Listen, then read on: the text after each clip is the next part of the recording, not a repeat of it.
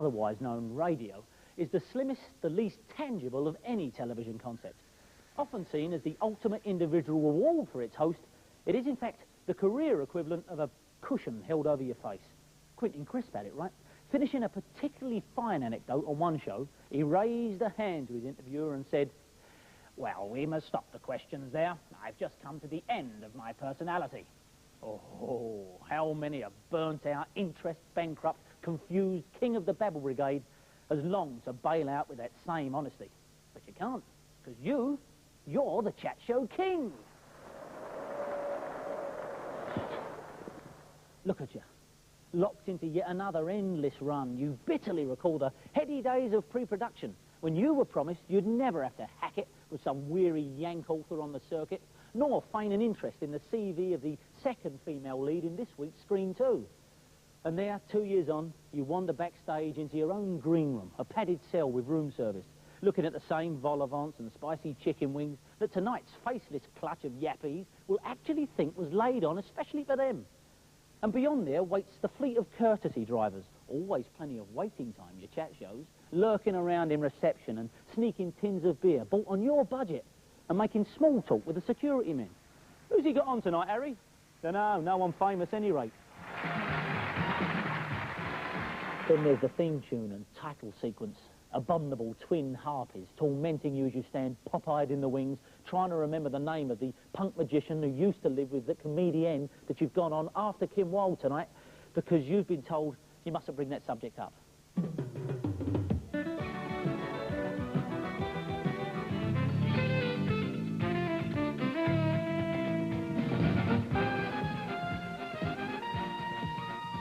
And another thing, why does everyone who works on the show hate you? Next thing, the agent rings with the good news. The BBC have committed you to 3 more years, 3 times a week. With bad behaviour, you could be out in 2. And that is the end of your personality. Good evening and welcome. Thank you, good evening. Thank you. And good evening. Good evening, Edna. Welcome. Welcome. As host, your chief duty lies in creating the preposterous illusion that you get along famously with people you actually only know through a researcher-in-law. 2 things. 1, don't put your foot in it. And 2, eggy pauses say to your guest, "Who the hell are you?" Oh, and 3, Harold Wilson.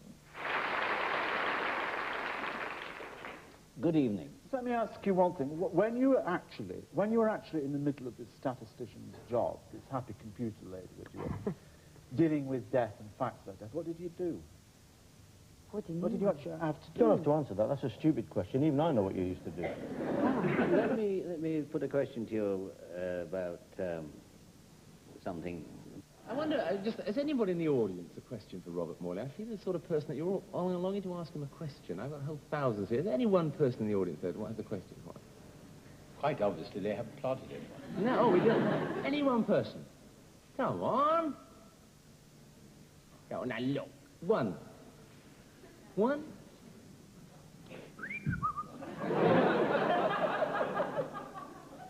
And what do you say you're doing tonight? Do you always want to be a movie star? No, I wanted to be Queen. What parts in Shakespeare would you really like to play?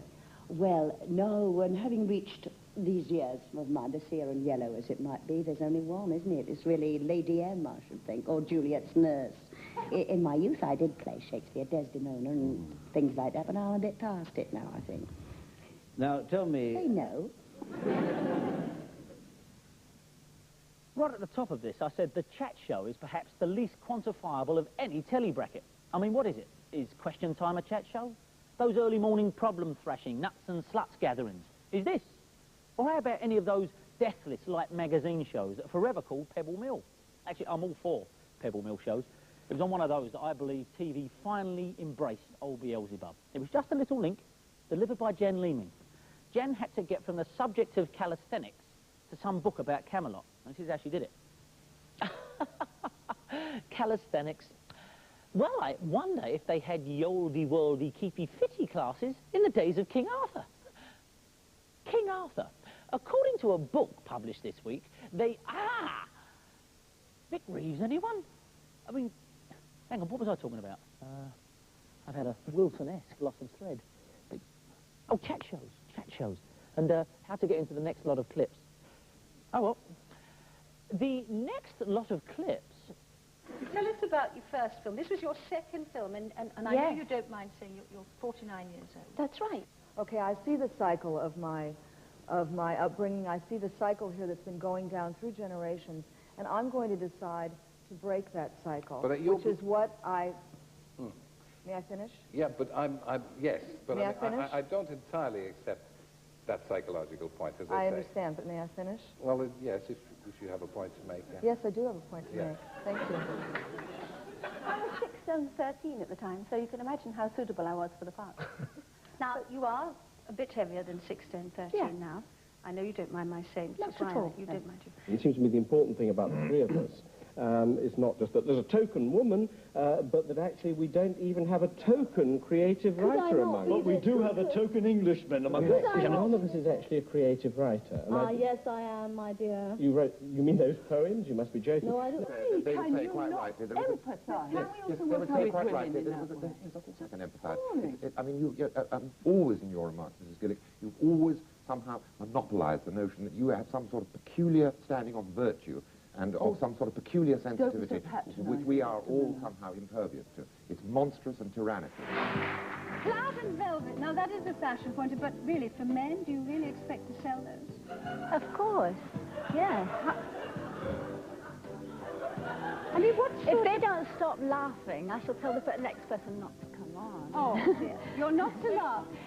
You know, the best way of removing negativity is to laugh and be joyous. So I'm delighted that there's so much laughter in the audience tonight.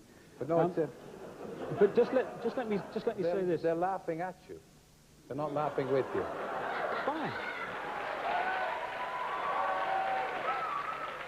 They want to have that youth. Hold on 1 second. They want to have something like they had in the 70s, the skinheads to say, oh my God, they're all doing glue and they'll beat each other. Here we've got something completely peaceful, which is being used by the gutter press. Listen to you. Get it out. Get